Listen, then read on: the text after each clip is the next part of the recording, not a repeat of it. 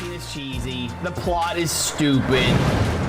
I'm sorry, the plot is bad. That's a little opening. Do, do, do, do. Do, do, do, do, do, do, do. Hello, everyone. Welcome to a very serious edition of ARG Presents. And why is it serious to Brent? I'll tell you why. Because unlike most weeks, this is a week entirely based in the realm of text, typing. This is something super serious. This isn't like your sprites. There's no inlaid bitmaps or ham modes. None of that crap. That's for suckers. Because this week, Brent, we're talking about games that were entirely made in character text-based games. I'm talking ASCII. I'm talking PETSCII. The whole 9 yards. I'm looking forward to it, Brent. What do you think about the concept of making games solely with text? That was a strange opening, Aaron. Yeah, Usually it's hi, everyone. No, we're not doing Welcome that. to It's ARG. a serious episode. So here's the thing. Let's get into this real quick. No, hold on, just one. No, you stop. When I give the intro, I don't want you to commentate on the intro. I didn't say a because word. that totally screws up the intro. That's like when someone shows you something beautiful, like a beautiful painting, and you're like, well, that sure appears to be some sort of painting. Of course it's a painting, you idiot. That's the whole point. Now, let's start again. What do you think of the concept of games that were entirely made in text? This is a very interesting time in gaming. And it's kind of weird because, I mean, you started with your very simple graphics, and then you actually went to the character stuff. And that was a very short period of gaming. And then Not that short. No, I mean, Like all the 70s and some of the 80s. That's not that short. for games, I'm talking about amount produced. It was a very short time of gaming, and it went away because sprites and your 3D polygons, that kind of stuff came in.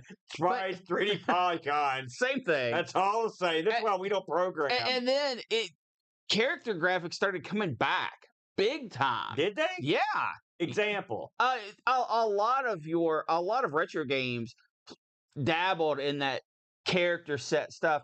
Aaron, both of our games are from the 1910s, or from the 2010s. So, and you're ragging on my opening. So it's kind of odd that, and the 1910s. Wow, you're an idiot. Go ahead. That got you. I've heard people screw up and say stuff that's dumb, but the 1910s. Well, that's because we were just talking about the 1970s. Oh man, go ahead. I'm sorry. Alrighty then. So the 2010s, you did it again. A pretty big resurgence in that kind of graphics, and they took it to the next level. Yeah. Have you seen the demos and the games really that have used ANSI art and character art to produce 3D images and have 3D games? No, I don't think I've seen that. It's really cool. Yeah, it's really impressive. I was almost going to go that route. Yeah. But I didn't know if that was in the spirit. There's a route to go that. So there are games that are based on 3D ANSI art. Yeah. No kidding. Yeah. I could check that out. That sounds like another wheel piece right there. That's boy. You're going down a really narrow road when you go down that road. You know, I didn't think about ANSI being part of this deal, but I mean, I was, coming from the BBS scene back in the day. It's funny when we first got a computer, when we had our Coco back in the day. Like, what did I have? We'd make pictures and we'd print them out, but they'd be made entirely of characters. You have like Spock or the Enterprise, crap like that. Even they had porn that was like that. And it would be entirely character based. And then you would get on the web, on the BBS, and you'd have all the ANSI art. Yes. It's actually quite amazing what people can come up with these character based, the art that comes with it. I can't imagine what mindset you even get into to even do that stuff. It always baffles me. Well, I think the reason why it started coming back so big was they had tools in place where you could have a picture, and they have these online right now. They have a picture, and you can one click turn it into ANSI, turn it into character stuff. Well, that's not the same. No, I agree. Just ignore her. Wait 30 seconds. Man, we're back for sure. We're getting a run in from Alexa. Don't say her name; she'll come back. Carry on. So they've got these, one-line converters now that you can take a picture and turn it into the ANSI stuff. And I was flipping through a lot of that stuff. I was looking at demo scenes because I really wanted something to put up for the video. And the demo scenes are, while it's super impressive, they've got a lot of 3D spinning stuff. Yeah. And Doom and ANSI is really awesome. Yeah. I decided to go a little more confined to, like I said, I felt like I was overreaching the subject at hand. I wanted to stick it more to actual ANSI art that we think of when we think of gaming, retro gaming. Well, I'll be the judge of that when it comes to your game. Like I said, this was it was an interesting time when it started coming back and being popular, when you started getting all these tools and abilities. And now the scene has shifted more into old sprite-based games, that retro feel. You see a lot of new games coming with that kind of stuff. I think it's interesting how gaming has repeated itself. And I'm wondering if low poly count retro games is the next to hit the market, to really flood in. I can't wait till we get to the part where we had the awkward, hideous first walks into 3D. Is that going to come back? That's the low poly count. That's exactly what I just said. About, remember some of your god awful PlayStation 1 titles? Yeah, low poly games. Yeah, but I mean, why would you want to redo those? Go back and look at those. They're god awful. Well, that's what I'm saying. Age well. No, I'm wondering if that is going to be the next evolution of retro gaming. People trying to redo the retro feel, because that was a large part of gaming. It wasn't. I agree. I don't think it was necessarily a good part. I think it was a stepping stone to get to more advanced 3D graphics. But I mean, everything is a stepping stone, right? Listen, retro's hot right now, and so they're going to milk every aspect of the sucker. Milk it dry, They probably will. They probably will. We better get to the games before something else goes violently wrong, in this thing. So we did take a look at a couple of these character-based games, your ASCII, your PETSCII, your ANSIs. Brent, who wants to lead the dance? I'm definitely going to go first. Okay, go ahead. I was searching for retro games good move. That carry ASCII art, because I really like ASCII art. Yeah. And I kept on getting modern hits. And the games that we know from that era that were very popular, we've actually already covered a ton of them. So my choices were to stick with something pseudo retro, or go with something we've already done. So I went with something pseudo retro, and I came down between Dwarf Fortress and Candy Box, and I went with Candy Box. And this is a game made in 2013 by a French developer who goes by the handle Anway, but his actual name is David Luch. Amway? Anne. I thought you said Amway. No. Sorry, carry on. Finding stuff about this guy, impossible. All right. He was 19 when he programmed Candy Box. Did it in 2 months.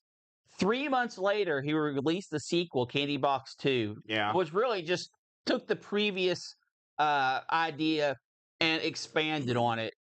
But I wanted to look at the original because I actually have a little bit of a connection to that. So I tried to find stuff about David because he's a very interesting character. You can tell by his games, just he's got a very unique mindset and the way he programs and the way he displays stuff.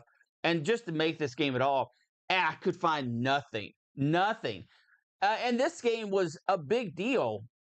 It got several mentions by stuff like PC World, the DICE Awards. He got brought up there, was nominated for that Casual Game of the Year. It was featured in PC Gamer, so something you should check out. And this is a web-based game. Anyone could go and play it right now. Just search for Candy Box, and it will pop right up. And you play it in your browser. So when you start Candy Box, you're presented with a screen that just says save. You've got a little box that says save, which will allow you to save your progress. And it has a candy counter. And it's how many candies you've collected. And you don't know what's going on. It's a game that you have to watch develop. You have to give it a little bit of time to cook before the game starts opening up. And it's amazing how far the game opens. One of the first things that will happen is a little character image made in ANSI art, almost looks like Doctor Who. That's who I thought it looked like. Pops up, and he's a candy merchant. And he says, hey, do you want to buy a lollipop? So you can give him some of your candy and you get a lollipop. And this whole thing snowballs into a medieval fantasy RPG game that has spells, weapon upgrades, it has equipment, it has you adventuring, fighting goblins and zombies and necromancers and dragons. It has several different types of gameplay we're going to go into. And I haven't made it to the end of Candy Box because you can't push the pace past a certain point. You get candy at a constant rate, and even though you can increase that rate, you can't just get a million candies, right? And you have to have candies because you use them as currency.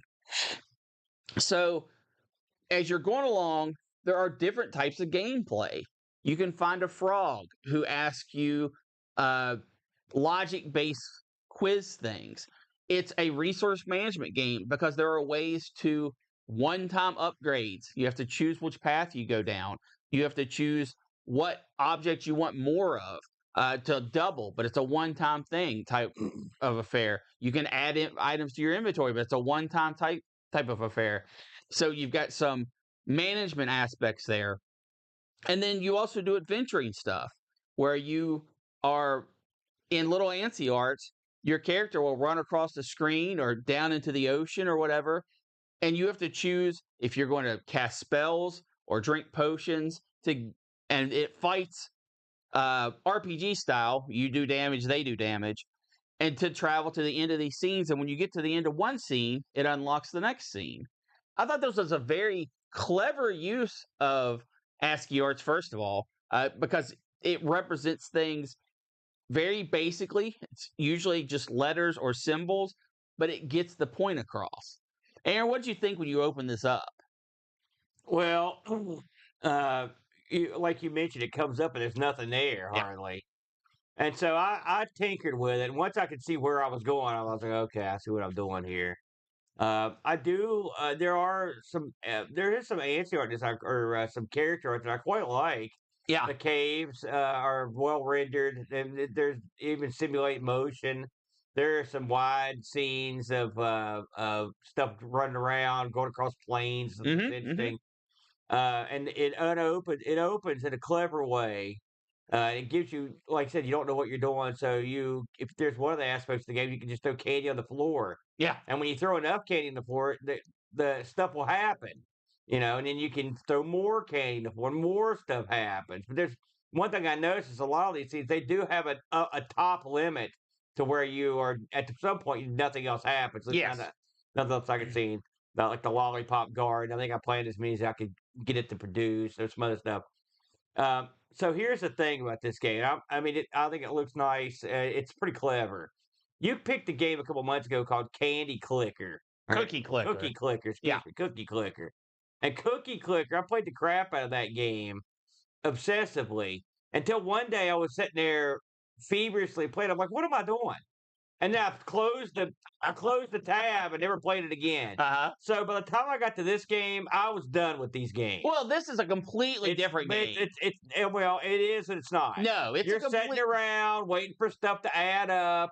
You're building up your ability to produce candy. It's not. Yes, this is a little more expansive in what it's going. This is way more interactive. Well, I'm just saying though, but you're still waiting around. You're sitting there waiting for candy to click up.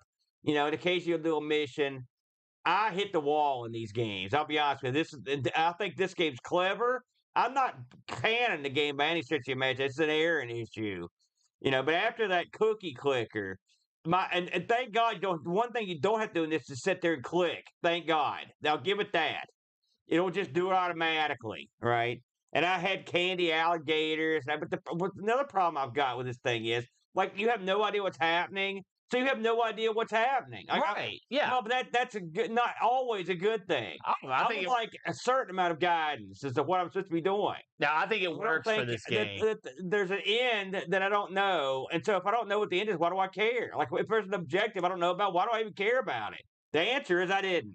I didn't care about it. I just roamed around having adventures, sort of, in this smallish world, while I accumulated lollipops and chocolate bars and suckers. Like, the art was good. I thought it was clever game, but I mean, I've hit the wall on these sit around and wait for crap to accumulate games. See, here's your problem, All Aaron. right. First of all, Cookie Clicker and Cookie Clicker is amazing. I'm still running it at work. I'm. It's fun to see numbers get bigger. It's the little tingles in your brain. Yeah. But Cookie Clicker is something you pull up for 30 seconds. You make some, once you get so far, you make some adjustments, and then you just let it run. This game is not like that. This game, yeah, you can let it run for hours and hours and hours and get a bunch of candy, right? But once you get that candy, the currency, you are unlocking stuff, and everything builds. It's not like paper clips where you build one thing that builds another thing that builds another thing. And I like paper clips, but this isn't like that. This game, when you have the candy available, the currency available, you actually unlock events, things. Your goal is to get through all of the questing things. I'm guessing you never got even close to the castle or the dragon or anything like that, right? Well, I fought stuff. I went all the way to the caves. I had my guard. I got the windmill, and I got special weapons and armor. And I mean, played it for a good while. But here's something else. Like, you're going to start on this today because you announced it on Thursday. Yeah. Okay. Well, listen, I don't necessarily want to play a game that stretches over the next 300 days. I want something I can play. I want to play the game now. I don't want to, like, wait around. I want to play. And I understand that. And I understand that. I'm not downing you for not liking the game. Okay? That's fine. I don't hate it. I'm saying I didn't do it. But this is a game for me that I like seeing the new art. I like seeing the new gameplay elements that they're going to introduce. I like not being spoiled. I like getting a new aspect of a game and not knowing what it does and trying to figure it out. And this is the most no pressure game that allows me to do that, while still having, when the action heats up, when you're in an action scene, which you voluntarily go into, the action scenes are really intense. You really have to plan out when to use a spell, when to use a potion. You're summoning, clones of yourself. You're summoning imps. You're causing earthquakes, acid rain, all these effects. And first of all, it's visually appealing, even though it's simple. And secondly, it's exciting. I would get almost to the end of the scene because your little character runs from left to right, and you have to make it to the edge of the screen while monsters or whatever are coming at you. And I found that exciting because you see where you are and you see where you need to go. And it's about casting the spells in the right time and using the potions at the right time to get there. And when you get real close and you die, it's maddening. So there were some scenes I did dozens of times to try to get past, because every time you get past the scene, for the most part, you get a new item which unlocks a new place or a new ability. I had a lot of fun with this. It's still running at work. I can't wait to get back to fiddle with the new things that I've gotten. I understand this isn't going to be for everyone. I guess more on the topic, Aaron, of the ANSI art you saw, and I'm guessing you didn't see much. Did you see the frog? Oh boy, yes, because I answered trivia questions. And the little frog, the little animation of him jumping and getting closer, I thought that was really well done. It was very simple, but it was really well done. And I thought all of the ANSI art in this was really I thought well the done. art was fine. Games like this though. Remember those like those Tamagotchis or whatever? Yes. Or that crap where you like every day you got to feed the Yes. thing and you spend a few minutes with Yep. it. This is the kind of game that for geeks that like that crap, where you just you're right. And Cookie Clicker the same way. I'd come back and be like, "Oh, look at all my cookies. I'm going to spin it real quick," and then I'd be done. I'd come back later, Right. and I did that. That's the thing. It got me for a while. It's like playing Farmville or something. No, it's not like no. I'm not talking about the gameplay. I'm talking about the hook. They'll hook you. Okay. And then one day you just realize, like, what am I doing? And if I was just reading Paul Kitchen saying he's still playing. He just played 5 minutes ago. Yeah. When did we do that episode? Months ago. It's been a while. I don't know if he was playing before that, but I mean, it's been like months, right? And you're still playing it. But so, listen, I just can't do it. I cannot play these games for months at a time. So when you pick one of these games, I mean, you play these like RPGs and stuff like Dungeon Master or something, where it takes like a long time to play. But I mean, you're playing. The games like this, it's just like it does remind me of a BBS game in a lot of ways. It does. When you're like, you'd play, it's okay. I played my turns for the day. I can understand the BBS, but in my browser where it's always open, I should be able to play it all the time, and I can't handle it anymore, man. I just can't do it. We'll close on this. The time invested into a game like this, Cookie Clicker, Candy Box. Candy Box has a sequel as well that I haven't dabbled with, but I've heard it's just as good. Is it Polymorphic 3D? No, it's not. All right. It's not. Probably gone on whatever. Polymorphic's better. For me, it is a calculation of time invested versus entertainment rewarded. I don't count my game. I don't count the time when it is running in the background as time invested because it's doing its own thing. I don't have anything to do with it. But when I get to a game, Candy Box more so than Cookie Clicker. Cookie Clicker is more trying to get all the achievements at this point. But Candy Box, I can let it run in the background and then invest 5 minutes of time and get rewarded for that time. And then I'm done with it. And if you calculate it like that, I think this is a lot of value for time invested. Well, and that's something that for me, that's the way I look at this game. And that's, I think, why I enjoyed it so much. Well, the price is right as well. Exactly. Anyone can play. I guess you can play it on your phone or whatever. You can, yeah. We did get a review on this, Brent, if you're interested in hearing what Absolutely. our good buddy Pajako had to say here. Pajako chimes in. He says, Candy Box. And that's how he wrote it. I started playing, was really thinking Brent was pushing the whole character graphics thing a bit far with just some text on screen. But then things got interesting. Should I throw more candy on the floor or eat it? Who knows? The candy merchant, who appears to look like Tom Baker's Doctor Who, and offered to sell me a lollipop. And then before I knew it, I had a sword, hacked my way through a forest, butchered my way through the Goblin Mountain, and massacred my way through an underwater cave, and all while farming more lollipops and eating enough candy to give me diabetes. Oh, and I met a quizzical frog, a sorceress, and found a wishing well, and I'm still going. I still can't quite crack the castle, but I'm almost there. The game is an idle game like Paperclips, but I love it and have been picking up my phone way more than I normally do to check on things. I'm determined to see the end of this game if there is one. For something that is all ASCII characters, it crams a lot of life, and it's really compelling to me, and will eat it will eat up a lot of my time over the next few days, I'm sure. I would highly recommend this to anyone. You don't really need any skill, and it's all about trying things out and pushing your luck a little. 9 out of 10. And I will say, Packbilly chimed in to mention that the ASCII picture that looked like Doctor Who is almost certainly Oscar Wilde, and which is it's also very true. By the way, Tom Baker looked a lot like Oscar Wilde. yeah.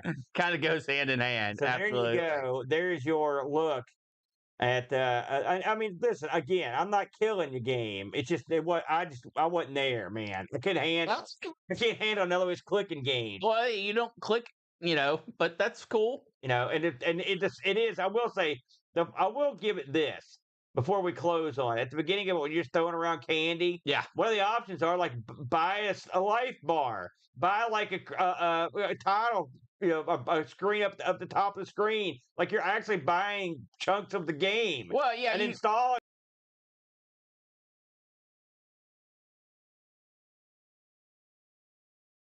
candy on the ground, you unlock dark mode so you can reverse the colors. Oh So yeah, yeah, well, it's there you go. It's a kind of inside hidden things baseball. like that.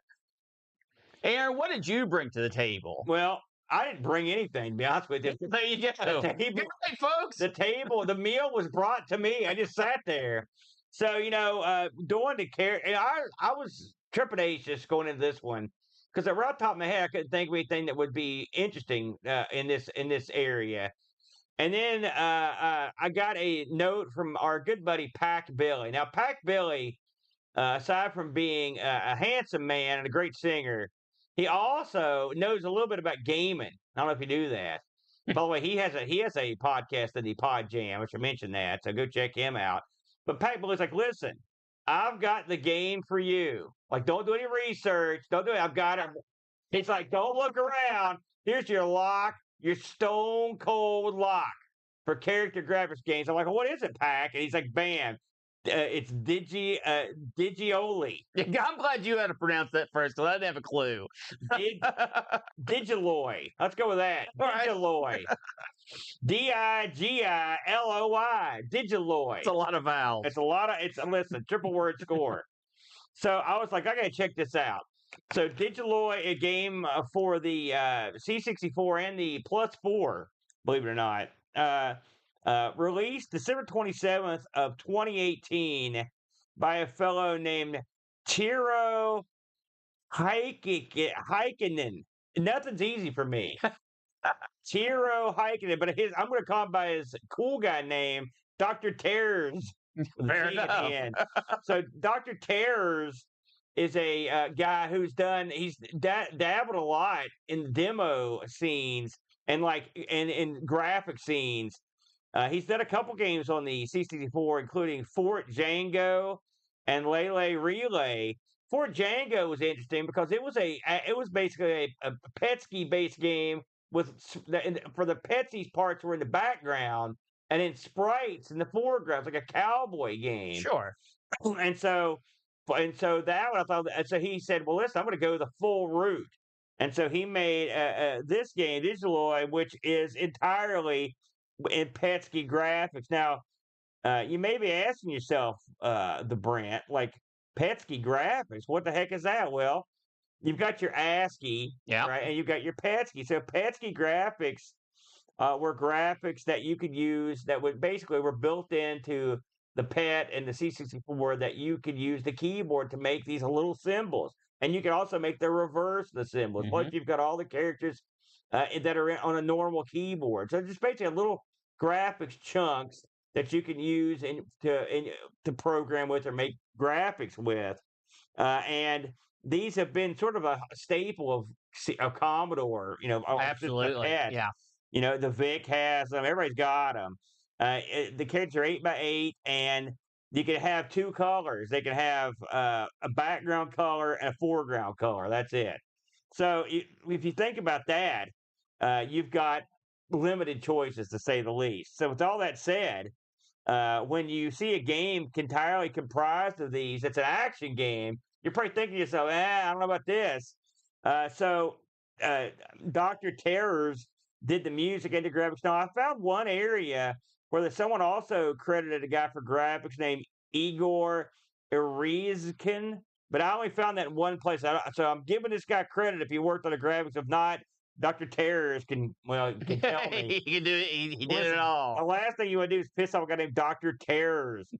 This was a public domain game, of course. It does allow a joystick and is a game where you take on the role of a guy with a gun, a space guy. He's Marine. From what I can tell, because guess what? I found zero in the realm of backstory, including going to Dr. Terror's own blog to get the scoop. Dr. Terror doesn't get into the backstory. So as far as I can tell, your goal in this game is to defeat an invading alien force and destroy their evil mechanized doom machine by putting 3 different keys into it to make it like melt down.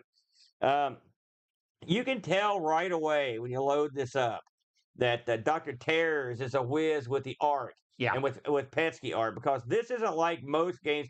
I've never quite seen a game. I've seen games that use PETSCII art to do stuff, but not to this degree, because these are huge, chunky guys that are running around the screen. And they're in an action game. You would think to yourself, what kind of action game could you make with PETSCII graphics? Well, I'm going to pay this game the highest compliment I can. In that, after I played this for about 15 seconds, I totally forgot the fact that it was ASCII, and it was just like a game. Yeah. Now, I'm not going to sit here and say it was the best game ever played, but it felt like an actual game and not some wacky demo gimmick that some goof put together. Right. Like you're running, you're jumping, you're avoiding stuff. It felt like a game. So when you start, you've got your guy with his gun, and at the bottom of the screen, you've got a health bar and a score. The health bar, you occasionally come across these little they look like little metal containers. They have a +1 on them. When you run across these things, they will give you +1 health unless you're maxed out. The goal of this game, as we mentioned, is to get keys. It's an interesting way he does this to Brent, because you've got several screens that go from left to the right, but you've always got one of the screens will be like a screen that has like a doorway or a portal in it. When you go through this, you sort of go into the background, a la like a lot of the ZX Spectrum adventure games that have done that. That's what this sort of reminded me of. And even Dr. Terrors even mentioned that this had the feel of a ZX game, and it does in a lot of ways, like a more colorful version. But when you go into the background, then you've got another set of screens that you go through, maybe 3 or 4 screens. I don't know if this is a limitation or just the way he decided to do it, but it works quite nicely. This is a game where you hit the button to shoot. You use up on the joystick to jump if you've got a problem with that. And not only did Dr. Terrors do all the graphics the entire game, he did all the music. The music's quite fitting. This game strikes a pretty cool guy mood. The colors are purples and greens and blacks. You know, they're grays. They have a nice they set a nice mood for what you're into here. The character you play, I found him fairly nimble when it comes to jumping. I mean, I didn't think that the jumps they weren't pixel perfect. They were fine. They were not difficult to do. The hit detection I found to be pretty good, and when it wasn't good, it was in your favor good. Yeah, I'll agree with that. For example, when you had the enemies in this range from these guys that just run.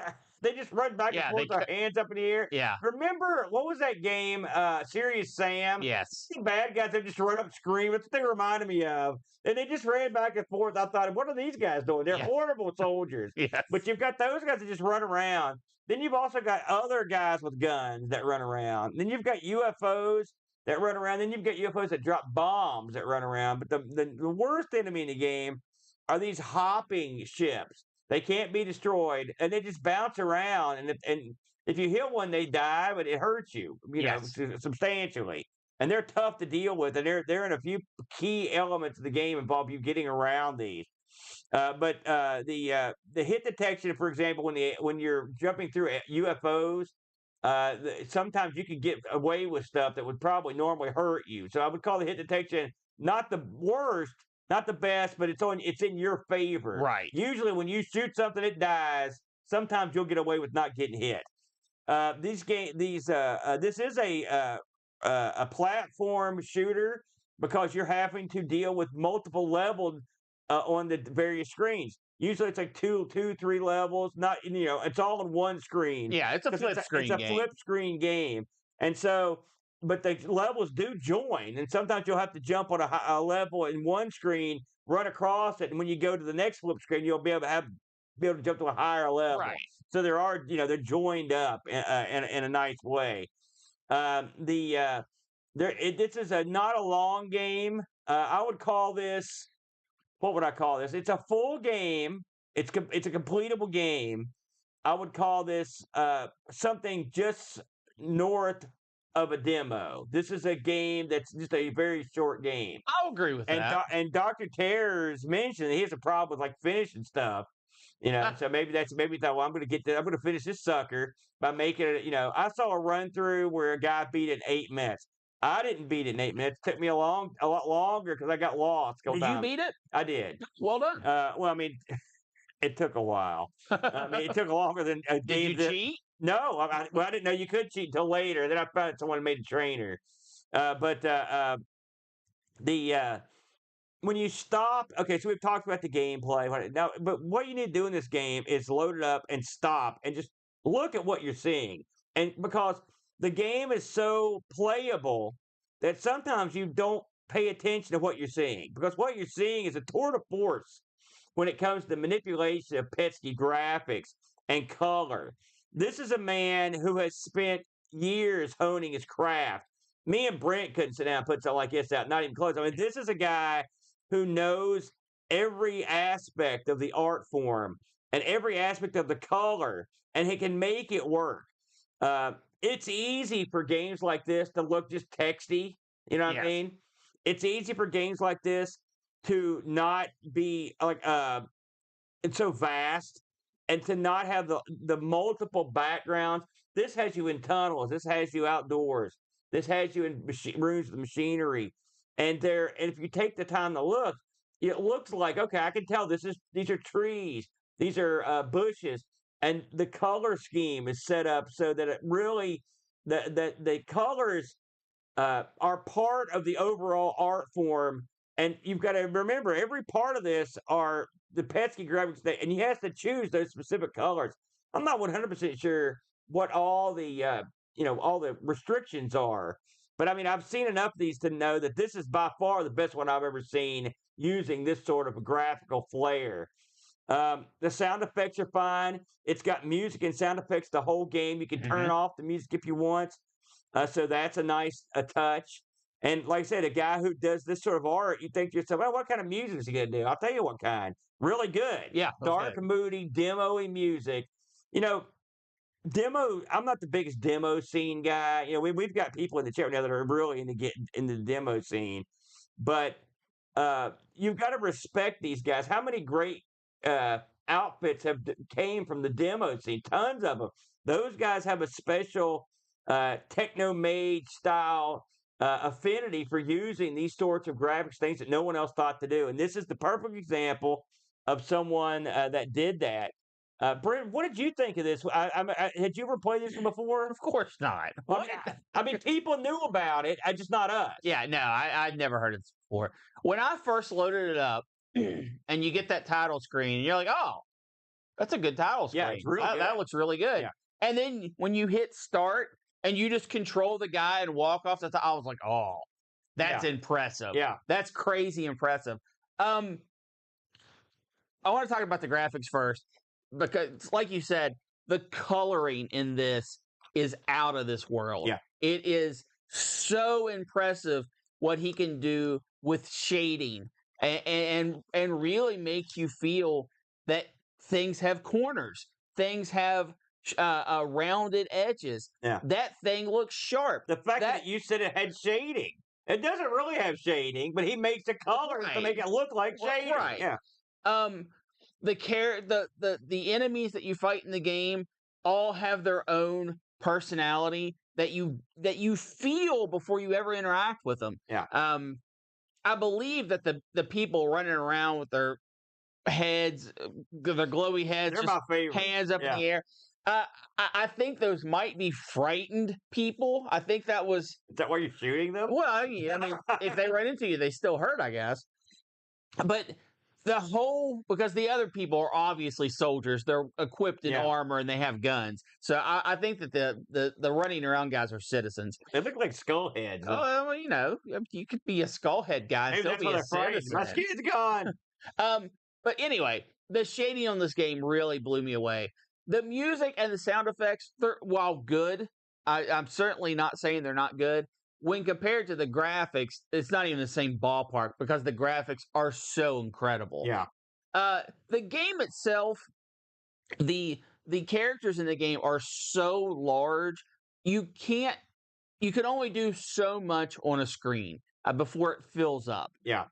which limits some of the uh, tricky platforming or some of the big paddles that you could have, because you have 5 characters on the screen. That is the entire screen. That is 100% full from top to bottom.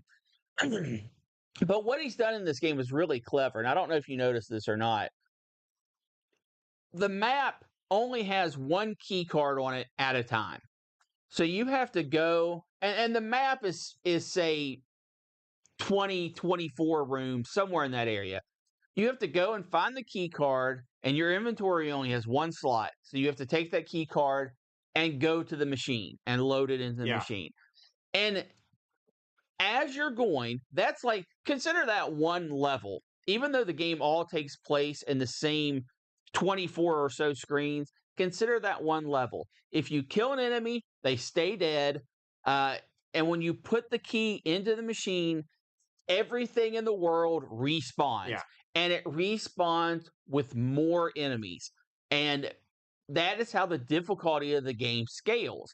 So you have to go now find key 2. Kill all the enemies. The enemies stay dead when you put in key 2. Key 3 will appear somewhere in the world. All the enemies come back. And there are more of them on the screen. I thought that was a very clever way of doing it. It's your classic Metroidvania.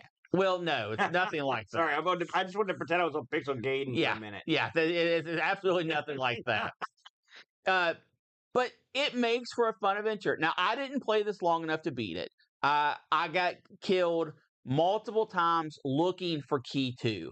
Because it actually took me a while to realize how the game was doing, how it was when you put in key 1, it respawns the world. Yeah. So I kept looking for new areas and wasn't getting anywhere. But now I know. did the same thing. I could probably, if I spent a little more time with it, I could probably go back and pick it up and finish it. It took me forever to find any of the keys.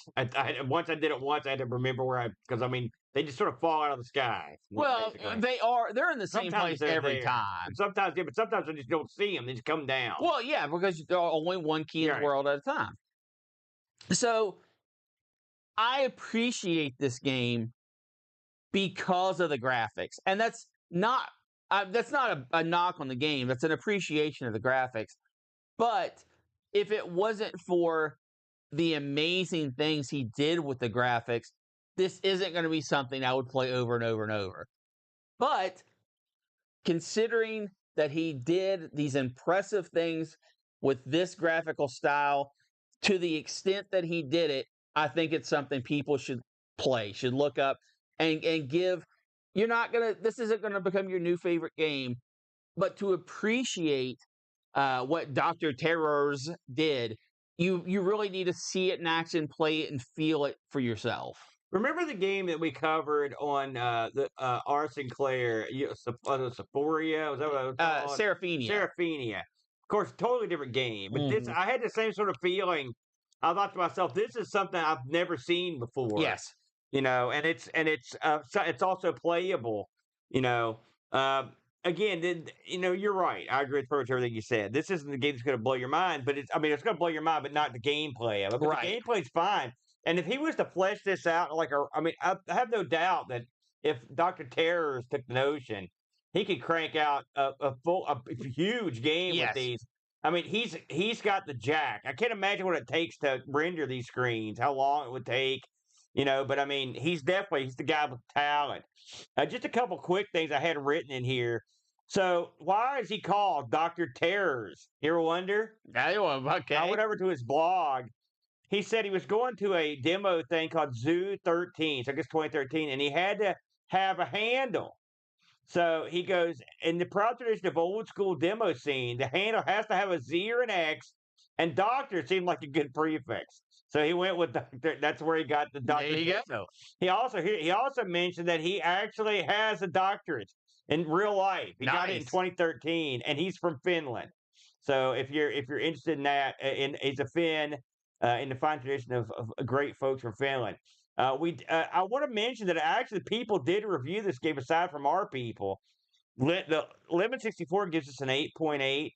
C64 Scene Database gives us a 9.9. Retro Gamer Magazine gives us an 86. But this is the most cryptic of the bunch. And I couldn't find this article to read it. And so someone maybe could fill me in somewhere down the line. Zap Annual, or it's two Z's in Zap, gave this, they apparently, and this is, I read this on his blog from him. Apparently, they put this over quite nicely. That they thought it was a really beautiful game. Then they dropped a 44% on it. Bam! Whoa. They dropped a hammer on it. And I saw this also mentioned in one of the Lemon 64 comments. It's like, yeah, I don't know what they were thinking. That's harsh. Harsh. 44%. What do you want? That's someone you're who gonna make a Pesky game in 2018. So you do. Yeah, no, that's someone who doesn't understand what they're looking at. Well, you never know with these people. We did get a few reviews here, Brent, from our usual suspects. If you'll indulge me here. So starting out, of course, Pack Billy chimed in. You'd think he would. He says, this is a great, fun, easy on the eyes, and buttery smooth game to play. My main criticism is that the player and enemy chunkiness required to depict a level of detail with character graphics sometimes makes for a cramped play field. Yeah. But more often than not, the game seems to account for this and delivers a rollicking good time. One control qualm, up to jump means you may wind up traversing a doorway when you intended to leap out of harm's way. Going to the door also clears you from danger most of the time, so it's usually inconsequential. Still, it's something to be aware of. I didn't have that happen all that much. I had to have most a couple of the doorways times. were pretty much clear. My last issue is they throw a number of health canisters at you early in the game before you really need them. Backtracking to pick them up, I couldn't quite figure out the factors determining why some enemies had respawned and others hadn't. Maybe they reset after you pass through a set number of doorways. Not a big deal. Just keep alert when you go back for your precious health. By the way, Packboy does touch on something. You do find health scattered all over the place, and you absolutely don't want to get it. Do not pick it up because you can pick it up. You'll be going that way again. Yeah, you can pick it up even when your health is full and it just is wasted. Ultimately, those are minor quibbles. Overall, the game stands as a stellar execution of groundbreaking ideas that paved the way for more recent titles like Monstro Giganto. I got to play that. Dr. Terrors emerged from the PETSCII art scene, and his experience in bringing this sort of game to the world with a limited graphical arsenal is evident from the first screen. That's true. We also had a look at this from our good buddy Pajako, who chimes in. A few seconds into this bad boy, and you forget you're playing a C64 game. It actually feels more like an Atari 2600 game in a weird way. But that said, this is technically very impressive. Everything looks amazing. The shapes and colors do not look like PETSCII characters. They look like graphics. The sound effects and music are good, if a little basic, but it all works well together, and everything runs at a good pace, making it a very playable game. It is a little tricky in places due to limited screen real estate, and sometimes, despite trying your best, you will take damage no matter what. One change I would make would be to use down to go through the doors. A few times I went through a door, tried to jump up, shoot a baddie, and went back through the door because up is go through the door and jump. Yeah, there it is again. No. There you go. When two or three people say it, then that's something. Ultimately, while the game itself is fairly simple, it can be completed in about 10 minutes when you get good. For me, it felt like the point wasn't to make it an award-winning retro game, but moreover to prove this could be done and prove it in a big way. Fun for a couple of hours and totally worth your time to check out. 9 out of 10 for doing something awesome that I haven't really seen before. Yeah. So I think those are both ringing endorsements of that game. I think both games brought a lot to the table, even if your game wasn't necessarily my cup of tea in terms of the way you play it. It is a clever game. I've got to give the guy credit for coming. It's funny. This is another one where I never even heard of this game from France. Whatever. And I wonder how big it is. Was this a big deal all over the world, or just it was a big? No, it was big. It was big. It got a lot of mainstream appeal when it came out. Beautiful. Well, with all that said, my friend, we might as well go ahead and talk about what's coming up on ARG Presents. There's only one way to do that. A little bit of the wheel. You got that right. Let's spin this sucker. So this week we've added two games here. I'm going to explain one of these, Brent. Okay, I'll leave hands off the wheel. I got it. This piece, and we'll get more into it if it ever spins up. Games touched by Dean Bent. If you're a big Dean Bent fan, and Dean Bent is a fan because he's the one that gave me the idea. Not Get Bent, Dean Bent. Dean Bent, and then our retro piece this week is the Game Boy Advance. Everybody likes the Game Boy Advance. You ready? I'm ready to give this thing fire that thing a up. monster spin? Go for it.